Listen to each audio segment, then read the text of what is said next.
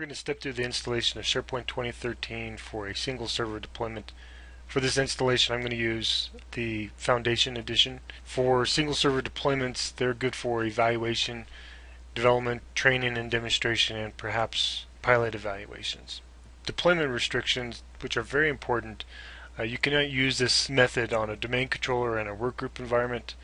Again, this is not supported for production on a domain controller.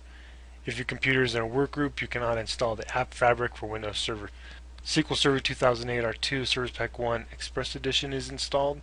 We'll address that in just a moment, but keep in mind that Express Edition does have a 10 GB per database limit. You cannot also use user profile synchronization in this type of installation. The minimum hardware requirements are generally 64-bit 4-core processors, 80 GB hard drive space. Where we vary is with the RAM for 8 GB if we install the minimum number of services, 10 GB if we take that and include Visual Studio 2012, and 24 GB if we install all the available services for SharePoint. The minimum recommended services for development is listed here. The minimum software requirements begin with Windows Server 2008 R2 Service Pack 1 or Windows Server 2012. Also required is .NET Framework 4.5. After the installation, we need to ensure that we've installed, after the prerequisites are installed, we need to ensure these 4 patches have been applied. As I mentioned earlier, SQL Server 2008 R2 Service Pack 1 Express Edition is installed, and that's done automatically. If you currently have a SQL Server instance installed, this will create a new instance, and the instance will be named SharePoint. The preparation tool will install the prerequisites, and for example, web server role, application server role. As we already mentioned, Microsoft.NET Framework 4.5.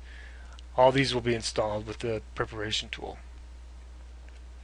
Just as a side note, client computers are recommended to have Windows 7, Silverlight 3, Office 2013, or an older version with the latest service pack.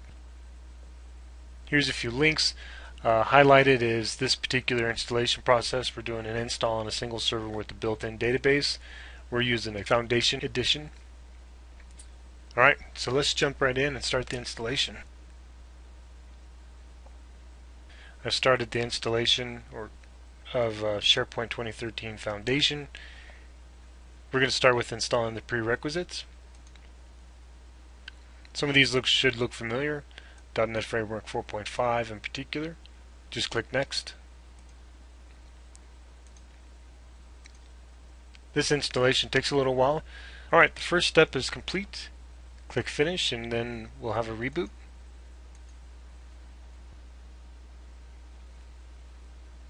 Okay, we've just finished the reboot. This automatically restarts. And that part's complete. Click Finish, and we'll do another reboot.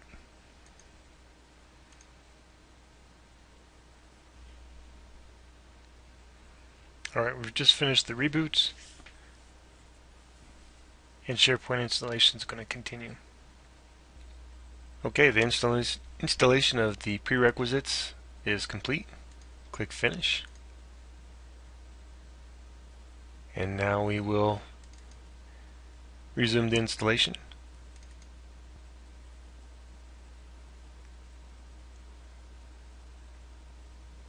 Okay, so we're back at the splash screen.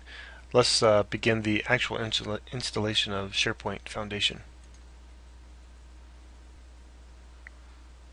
Accept the terms for the agreement. Here we're going to do a standalone installation. Note right here, includes SQL Server 2008 R2 Express Edition.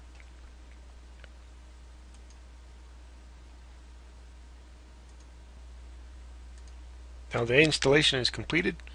We're going to go ahead and ensure that this checkbox is checked to run the product configuration wizard after we click Close. If we do not check that, it can be restarted or started from All Programs, Microsoft SharePoint 2013 Products, and the bottom one here, SharePoint 2013 Products Configuration Wizard. Let's go ahead and click Close, and that'll automatically kick off. Right, let's begin. Click Next. Yes, that services may be restarted.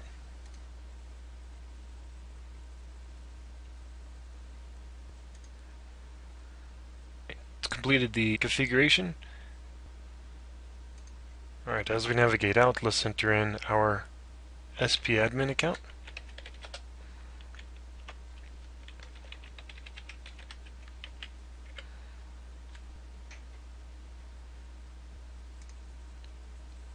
Okay, that wraps up the installation. Here's our first sample site. You can browse through this and explore, but that's it. Thanks a bunch for watching, everyone. Don't forget to subscribe if you liked what you've seen.